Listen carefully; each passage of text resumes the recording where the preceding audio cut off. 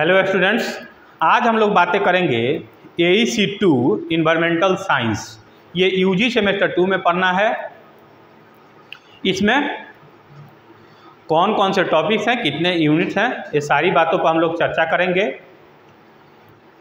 ये new education policy के तहत यूजी सेमेस्टर सिस्टम अब पूरे बिहार में लागू हो गया है।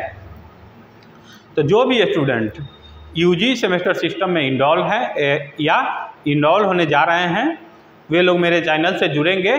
उन लोगों को सारा इन्फॉर्मेशन, पेपर का नाम क्या है, कौन कौन से पेपर किस सेमेस्टर में पढ़ना है और एग्ज़ाम का पैटर्न क्या रहेगा, किस विषय में प्रैक्टिकल है, किस विषय में कितना आप लोगों को मार्क्स का पेपर है, ये सारा इन्फॉर्मेशन आप लोगों को मेरे चैनल पर मिलेगा। इसलिए आप लोग मेरे चैनल से जुड़िए। देखिए, AEC2 यूजी सेमेस्टर 2 में पढ़ना है। इसका full form ability enhancement course. सारा पेपर का इन्फॉर्मेशन आप लोगों को मेरे चैनल पे मिलेगा, इसलिए आप लोग मेरे चैनल से जुड़िए। आइए देखते हैं कि इसमें अब आप लोगों को क्या क्या पढ़ना है। देखिए, AEC2 इन्वायरमेंटल साइंस, ये यूजी सेमेस्टर 2 में पढ़ना है। देखिए, unit 1 introduction to environmental studies, multidisciplinary nature of environmental studies, पर्यावरण अध्ययन का परिचय, पर्यावरण अध्ययन के बहुविषयक प्रकृति, scope and importance, concept of sustainability and sustainable development, स्थिरता और सतत विकास की अवधारणा, ये सब आप लोग को यूनिट 1 में पढ़ना है। आइए यूनिट 2 में देखते हैं आप लोग को क्या क्या पढ़ना है। यूनिट 2 है इकोसिस्टम। इसमें इकोसिस्टम के बारे में आप लोगों को जानना है। कौन कौन से इकोसिस्टम है, उसका स्ट्रक्चर क्या है, उसका फंक्शन क्या है, फॉरेस्ट इकोसिस्टम क्या है, ग्रासलैंड इकोसिस्टम क्या है, डिजर्ट इकोसिस्टम क्या है, एक्वेटिक इकोसिस्टम क्या है, ये सब आप लोगों को इसमें जानना है। फूड चेन्स क्या है, फूड वेब्स क्या है, इकोलॉजिकल सक्सेशन क्या होता है, ये सब आप लोगों को इसमें यूनिट 2 में जानना है। देख लीजिए, यहाँ पे मैंने हिंदी में भी आप लोग को समझ सकते हैं, हिंदी में भी यहाँ पे लिखा हुआ है। पारिस्थितिक तंत्र क्या है, संरचना और कार्य, ऊर्जा प्रवाह, खाद्य श्रृंखला, वन पारिस्थितिक तंत्र, रेगिस्तानी पारिस्थितिक तंत्र, जलीय पारिस्थितिक तंत्र, ये सब आप लोग को इसमें पढ़ना है। मतलब पूरा ये यूनिट 2 है वो इकोसिस्टम के बारे में है। देखिए, यूनिट 3 है। देखिए, यूनिट 3 में आप लोग को natural resources, renewable and non renewable resources, मतलब जो नवीकरणीय और गैर नवीकरणीय ऊर्जा है उसी के बारे में आप लोगों को जानना है। इसमें और भी पॉइंट्स हैं। देखिए, पॉइंट्स 1 है land resources, land use change, land degradation, soil erosion. देखिए, सॉइल इरोजन एंड डिसर्टिफिकेशन, भूमि संसाधन, भूमि उपयोग परिवर्तन, भूमि क्षरण, मृदा अपरदन, मरुस्थलीकरण, ये सब आप लोगों को यूनिट 3 में पढ़ना है। दूसरा पॉइंट है deforestation, causes and impacts due to mining, dam building on environment, forest, biodiversity and tribal populations, जैव विविधता और जनजातीय आबादी, इसके बारे में आप लोगों को इसमें जानना है। देखिए, water use and over exploitation of surface and ground water, floods, droughts and conflicts. जो देखिए, भूजल का उपयोग है अत्यधिक दोहन। देखिए, पानी सबके लिए बहुत इम्पोर्टेंट है, जल ही जीवन है। इसलिए जो पानी का जो भूजल, पानी का जो दोहन हो रहा है, बर्बादी हो रहा है, उसके बारे में आप लोगों को जानना है, कैसे उसको रोका जाए। देखिए, उसके बाद over water dams, benefits and problems, international and inter state, मतलब जो पानी पर जो बांध बन देखिए जल पर अंतर्राष्ट्रीय और अंतर्राज्यीय बांध लाभ और एवं समस्याएं, ये आप लोगों को इसमें जानना है। Food resources, world food problems, changes caused by agriculture and overgrazing effects of modern agriculture, fertiliser pesticide problems, water logging and salinity. देखिए उर्वरक कीटनाशक समस्याएं, जलभराव, यहाँ पे आप लोग को इंग्लिश है, यहाँ पे हिंदी है, आप लोग समझ सकते हैं। देखिए अगला पॉइंट्स है energy resources, renewable and non renewable energy sources, use of alternate energy sources, growing energy needs, case studies. नवीकरणीय ऊर्जा क्या है, गैर नवीकरणीय ऊर्जा क्या है, उसके कौन कौन से स्रोत हैं, वैकल्पिक ऊर्जा का उपयोग और उसके स्रोत, बढ़ती ऊर्जा आवश्यकताएं, केस अध्ययन। मतलब ये सब आप लोग को नवीकरणीय और गैर नवीकरणीय ऊर्जा के बारे में जानना है। देखिए यूनिट 4 है, यूनिट 4 बायोडाइवर्सिटी एंड कंजर्वेशन, जैव विविधता और संरक्षण।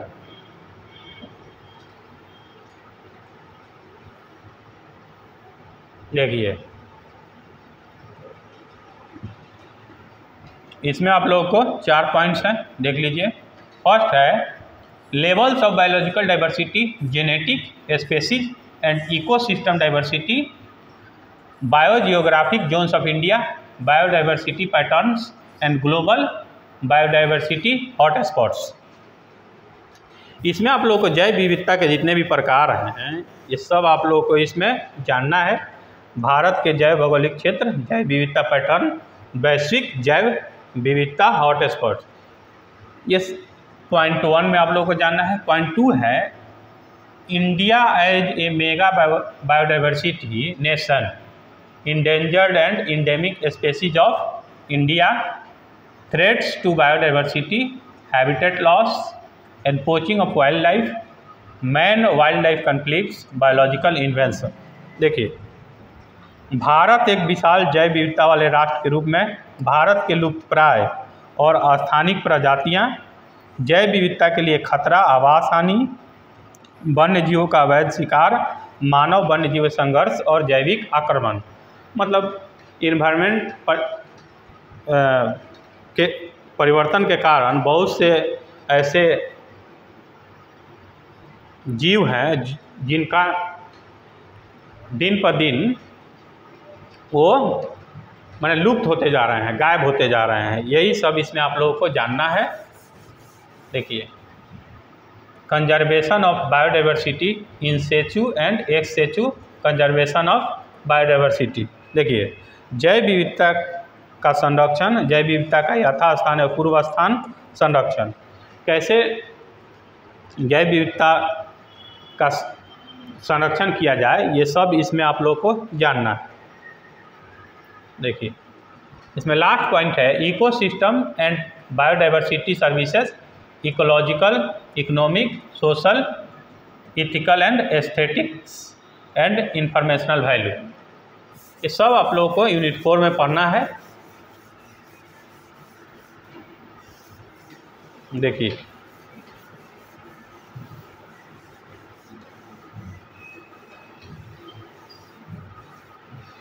देखिए यूनिट 4 इतना है, देख लीजिए। देखिए यूनिट 5 में आप लोगों को पर्यावरण प्रदूषण के बारे में जानना है, इन्वायरमेंटल पोल्यूशन। इसमें आप लोगों को environmental pollution types, causes, effects and controls, air, water, soil और नॉइज पोल्यूशन। तो एयर पोल्यूशन क्या है, waste water pollution, soil pollution, noise pollution, क्या इसके कारण है, कितने प्रकार हैं, कैसे इसको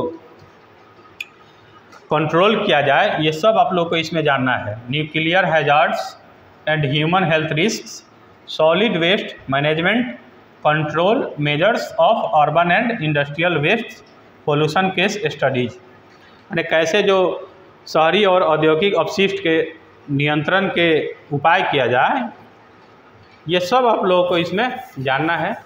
मैंने पर्यावरण प्रदूषण के जितने भी क्षेत्र हैं ये सब आप लोगों को इसमें यूनिट 5 में जानना है।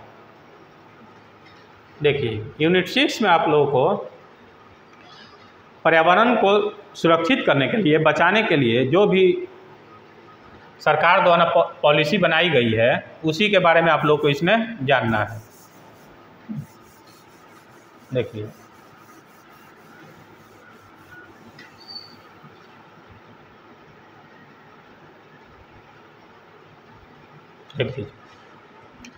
Unit 6 environmental policies and practices. देखिए इसमें भी 3-4 पॉइंट्स हैं, समझ लीजिए। Climate change, global warming, ozone layer depletion, acid rain and impacts on communities and agriculture. जलवायु परिवर्तन, ग्लोबल वार्मिंग, ओजोन परत की कमी यानी और अम्लीय वर्षा, मानव समुदायों और कृषि पर प्रभाव, ये सब आप लोग को इसमें जानना है। जो भी कानून बने हुए हैं जैसे environmental act protection act, air protection and control of pollution act, water prevention and control of pollution act, ये सब आप लोगों को इसमें जानना है। Wild life protection act, forest conservation act, international agreements, अंतर्राष्ट्रीय जो एग्रीमेंट्स हैं उसके बारे में आप लोगों को जानना है। मॉन्ट्रियल एंड क्योटो प्रोटोकॉल्स, जो ये 2 समझौते हुए हैं क्योटो प्रोटोकॉल्स और मॉन्ट्रियल, इसके बारे में आप लोगों को जानना है।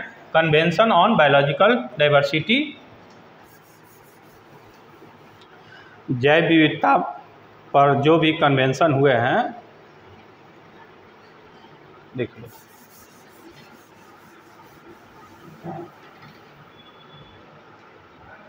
कन्वेंशन, जैव विविधता पर जितने भी कन्वेंशन हुए हैं वो सब आप लोग को इसमें जानना है। और लास्ट पॉइंट है natural reserves, tribal population and rights and human wild life conflicts in Indian context. भारतीय संघर्ष संदर्भ में प्रकृति भंडार, आदिवासी आबादी और अधिकार और मानव वन्यजीव, ये सब आप लोगों को इसमें जानना है। देख लीजिए ये यूनिट 6 है। देखिए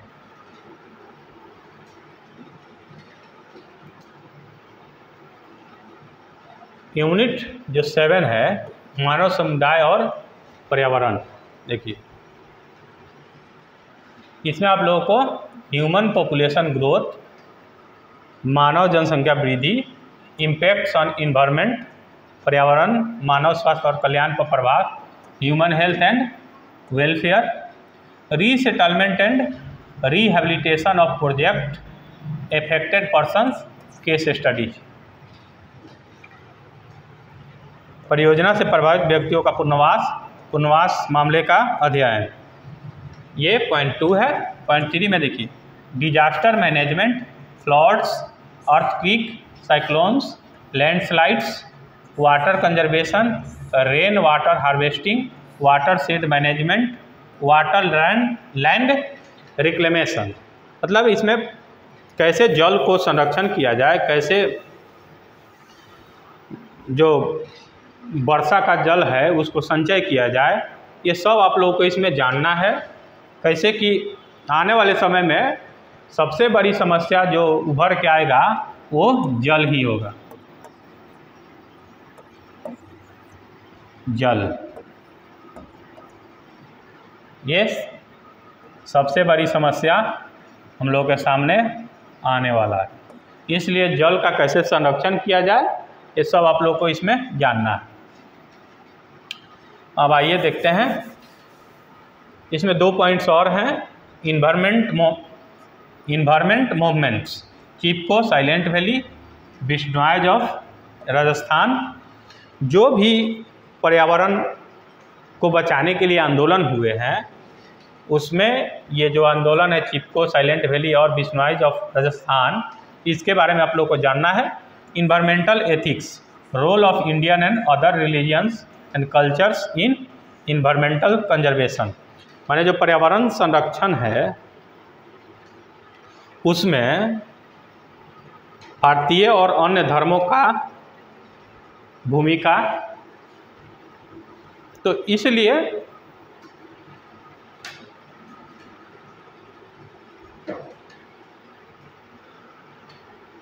बस इसमें 7 यूनिट ही आप लोगों को इसमें पढ़ना है। इन्वायरमेंट के सारे पहलुओं की चर्चा इसमें की गई है।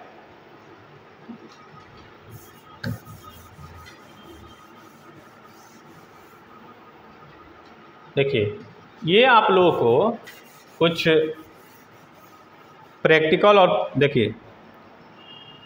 और फील्ड वर्क के लिए कुछ पॉइंट्स दिए गए हैं। देखिए, submission of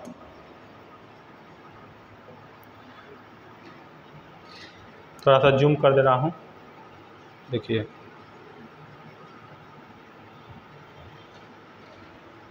submission of a field work covering the above practical works undertaken.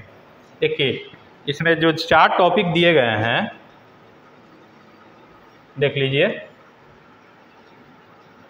देखिए, इसमें जो 4 टॉपिक दिए गए हैं 1, 2, 3, 4, इसमें 100 टॉपिक में से एक पर आप लोगों को एनी वन ये जितने भी टॉपिक्स हैं इसमें से